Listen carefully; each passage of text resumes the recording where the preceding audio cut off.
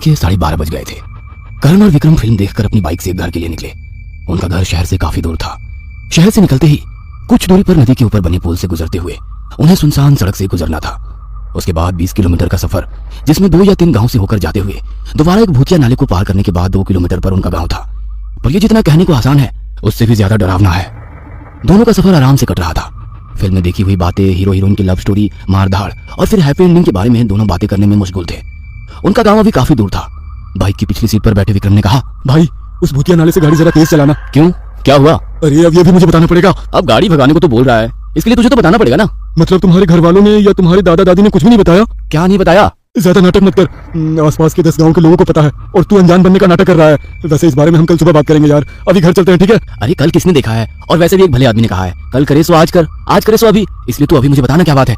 करण की यह बातें सुनकर विक्रम के चेहरे पर से हवाइयां उड़ गई थी। पिछली सीट हाथ बांधकर थोड़ा सिकुड़ कर बैठते हुए विक्रम ने कहा, भाई तू जो सुनना चाहता है मैं सब कुछ बताऊंगा, लेकिन उस जगह से जल्दी से निकलते हैं। करण ने विक्रम के चेहरे पर फैले डर को देखकर कहा, अबे साले, तुझे क्या लगता है मुझे कुछ भी नहीं पता? अबे मेरी माँ ने बताया था, भूतिया नाले के पास खड़े उस बरगद की पानी में उतरी टहनियों के बीच वो चुड़ैल रहती है। बस मैं तेरे मुंह से सुनना चाहता था। और एक बात, ये सारी बातें बकवास है यार, क्योंकि मैं आज तक इतनी दफा यहाँ से गुजरा हूँ, लेकिन मुझे आज तक कोई चुड़ैल नहीं दिखी। अरे भाई नहीं दिखती तो अच्छा ही है ना, बस आज भी ना दिखे ये कामना करते हुए वहाँ से तेजी से निकलते हैं, क्योंकि आज अमावस है और आज वो शिकार करने बाहर निकलती है। अमावस की रात होते ही अपने असल रूप में आते हैं और वो चेटकिन उसका खून पीकर उसको खत्म कर देती है। दोनों बात करते करते भूतिया नाले से कुछ ही दूरी पर पहुंच गए थे। नाले के नजदीक खड़ा बरगद का पेड़ दूर से भी काफी विशाल दिखाई दे रहा था। उस बरगद के पेड़ की तरफ देखते हुए करण ने कहा, अच्छा उसका असली रूप तूने देखा है? मतलब तूने खुद कभी अनुभव किया है क्या? मतलब पिछली अमावस को मैं अपने खेत की तरफ जा रहा था। दोपहर की कड़ी धूप पड़ी हुई थी। मैं अपने ही धुन में चल रहा था। चलते चलते मैं उसी बरगद के पेड़ के नीचे पहुंचा और तभी मुझे किसी ने आवाज लगाई। आवाज सुनकर मैं रुक गया, क्योंकि आवाज जानी पहचानी सी लग रही थी। मैं ध्यान से सुना, लग रहा था जैसे कोई करा रहा है और कराते हुए मुझे आवाज दे रहा है। मैंने चौंक कर उस ऊंचे और घने बरगद के पेड़ की तरफ देखा। नाले के किनारे खड़े उस बरगद की टहनियों से निकली कुछ जड़ें जमीन तक पहुंच रही थी, तो कुछ नाले के पानी को छू रही थी।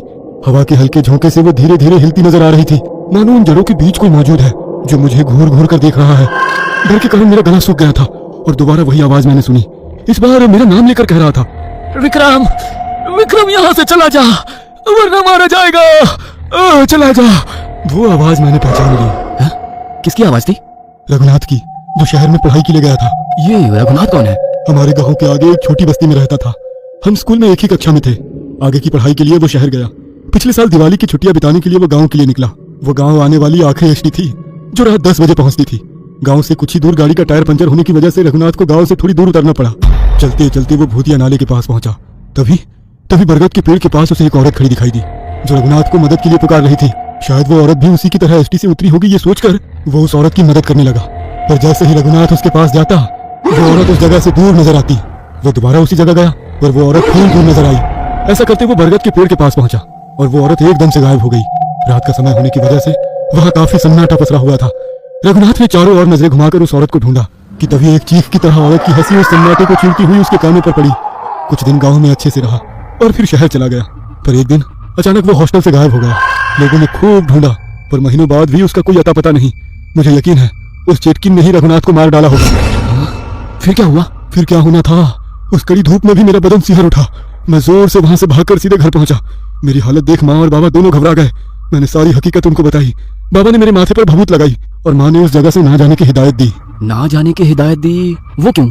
माँ ने कहा वहाँ बरगद के पेड़ पर एक चेटकिन यानी कि चुड़ैल रहती है। वो अपना शिकार चुनती है और उस पर हावी होती है। 1 महीने के भीतर ही जिस दिन शिकार करना होता है, उस दिन वो शिकार कैसे भी करके उस चेटकिन के इलाके में दाखिल होता है और वो चेटकिन उसका खून पीकर उसको खत्म कर देती है। क्या यार, इतना अच्छा मौका मिला था उस चुड़ैल को देखने का।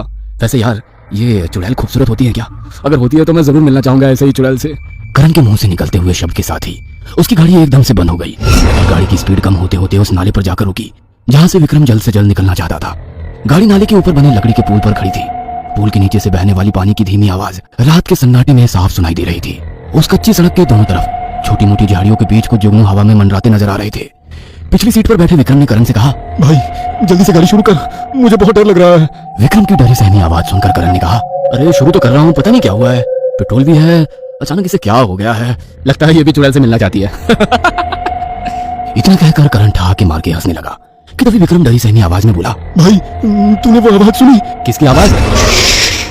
और दोनों चुपचाप उस आवाज को सुनने की कोशिश करने लगे। रात के उस गहरे सन्नाटे में से आवाज आ रही थी, एक अजीब सी आवाज, लकड़ी को नाखून से कुरेदने की आवाज। पर वो आवाज कहां से आ रही है ये दोनों को भी समझ नहीं आ रहा था। अब वो आवाज धीरे धीरे तेज होने लगी। डर के कारण विक्रम का तो गला सूख गया था। तभी ना चाहते हुए भी विक्रम की नजर नाले के किनारे कुछ दूरी पर खड़े उस बरगद के पेड़ पर गई। वो बड़ा सा वृक्ष रात के अंधेरे में किसी राक्षस की तरह लग रहा था। उसने झट से अपनी नजरें उस पेड़ पर से हटाई और सामने सड़क की ओर देखा, पर सामने वाला नजारा देखकर सामने रह गया। वो अकेला उस पुल के ऊपर खड़ा था। ना करण वहां पर था, ना उसकी वहां पर बाइक थी। डर के कारण उसकी आवाज उसके गले के अंदर ही अटक कर रह गई। उसे पता था कि अब वो उस चुड़ैल के चंगुल में फंस चुका है और यहाँ से निकलने का कोई रास्ता नहीं है। उसने मन में ठान लिया कि वो गांव जाने वाली उस सड़क पर तेजी से दौड़ते हुए निकलेगा। तभी उसे किसी के घसीटने की आवाज आने लगी। डर के कारण उसने अपनी आंखें बंद कर ली और हिम्मत जुटाई। अब बगैर पीछे मुड़े वो वहां से भागने वाला था। उसने आंखें खोली और सामने सुनसान पड़ी उस सड़क पर नजरें पड़ते ही उसकी धड़कन ही रुक गई। कोई पुल के दूसरे छोर पर खड़ा नजर आ रहा था। उसने ध्यान से देखा, वो एक औरत थी। काली साड़ी पहने वो औरत बरगद के पेड़ को ही देख रही थी। लग रहा था उस पेड़ को देखकर वो मन ही मन खुश हो रही थी। उसके खुले बाल हवा में लहरा रहे थे जो काफी लंबे दिख रहे थे। और अगले ही पल उस औरत ने विक्रम की ओर देखा। उसका चेहरा देखकर विक्रम का दिल जोर जोर से धड़कने लगा। उसका चेहरा सफेद पड़ चुका था। बिल्ली की तरह लाल आंखें विक्रम के ऊपर ही टिकी हुई थी और उसके हाथ इंसान की तरह नहीं थे, बल्कि किसी जहरीले सांप की तरह लहरा रहे थे। रात के गहरे सन्नाटे में विक्रम को अपने दिल की धड़कनें साफ साफ सुनाई दे रही थी। विक्रम की डरी सहमी नजरें उस चुड़ैल पर ही टिकी थी कि तभी झट से उस चुड़ैल ने विक्रम पर हमला किया और सब कुछ शांत हो गया। अगले दिन धीरे धीरे विक्रम को होश आने लगा। आंखें खुलने का नाम ही नहीं ले रही थी, पर कानों पर पंछियों की चहल पहल सुनाई दे रही थी। साथ ही कुछ लोगों की भी आवाज आई जो आपस में बात कर रहे थे। तभी उसे एक जानी पहचानी आवाज सुनाई दी। उसने धीरे धीरे आंखें खोली। सब कुछ अजीब सा नजर आ रहा था। सर पर मंडराते पत्थर, सर के ऊपर से बहता नाले का पानी, ऊपर से नीचे लटकी झाड़ियां। ये सब इस तरह क्यों दिख रहा है? अपने आसपास देखा तो उस बरगद के पेड़ की जड़ों से वो घिरा हुआ था। तभी उसकी नजर उन लोगों पर गई। गांव के कुछ लोग उस लकड़ी के पुल पर खड़े नीचे पानी में कुछ देख रहे थे। उसकी भी नजर नीचे नाले के पानी में गई। पानी में उनकी बाइक पड़ी थी। ये देखकर विक्रम जोर जोर से लोगों को आवाज लगाने लगा, हरी काका, मुझे बचाओ, मैं यहाँ हूँ, इन जड़ों के बीच फंसा हूँ। अरे अब्दुल्ला चाचा, मुझे बचा लो। पर वे सब पुलिस को जानकारी देने में व्यस्त थे। तभी उसके कानों पर वही जानी पहचानी आवाज पड़ी, अब कोई फायदा नहीं। वो आवाज रघुनाथ की थी। विक्रम ने चौंक कर आवाज की तरफ देखा, पर बरगद के पेड़ के नीचे आने वाली जड़ें ही दिखाई दे रही थी, लेकिन आवाज तो उन्हीं जड़ों के बीच से आ रही थी। तभी एक जड़ पर उसकी नजरें टिकी और वो सन्न रह गया, क्योंकि रघुनाथ जड़ों के बीच नहीं बल्कि खुद सूखी सी जड़ बनकर बरगद के पेड़ से उल्टा लटक कर झूल रहा था। उसकी नजर अपनी बाईं तरफ गई। पास ही में करण आंखें बंद करके लटका था और विक्रम ने खुद को देखा। उसका भी बदन पूरी तरह से सूख कर जड़ बनकर उल्टा लटका हुआ था। तभी पेड़ के बीच उसकी नजर गई। वही चुड़ैल पेड़ के बीचों बीच एक टहनी पर बैठी लकड़ी के पुल पर खड़ी उन लोगों की भीड़ की तरह देख रही थी। शायद उसने अपना अगला शिकार चुन लिया था।